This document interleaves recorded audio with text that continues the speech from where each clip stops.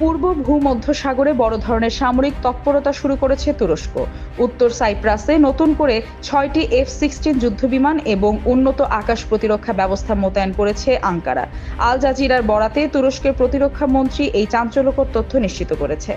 অঞ্চলে পরিবর্তিত ভূ রাজনৈতিক পরিস্থিতির প্রেক্ষাপটে এই শক্তিশালী সামরিক অবস্থান নিল এরদোয়ান সরকার। প্রতিরক্ষা মন্ত্রণালয়ের পক্ষ থেকে জানানো হয়েছে, সাম্প্রতিক আঞ্চলিক উত্তেজনা এবং নিরাপত্তার স্বার্থে এই মোতায়েন। মন্ত্রণালয়ের বিবৃতিতে স্পষ্টভাবে বলা হয়েছে, উত্তর সাইপ্রাসে শুধু যুদ্ধ বিমানই নয়, মোতায়েন করা হয়েছে অত্যাধুনিক ক্ষেপণাস্ত্র বা আকাশ প্রতিরক্ষা ব্যবস্থাও, যা যে কোনো আকাশপথের চ্যালেঞ্জ মোকাবেলায় প্রস্তুত। বিশ্লেষকরা বলছেন, ভূমধ্যসাগরীয় অঞ্চলে নিজেদের আধিপত্য বজায় রাখা এবং প্রতিবেশী দেশগুলোর সাথে বাড়তে থাকা উত্তেজনা মোকাবেলায় এটি তুরস্কের একটি বড় কৌশলগত পদক্ষেপ।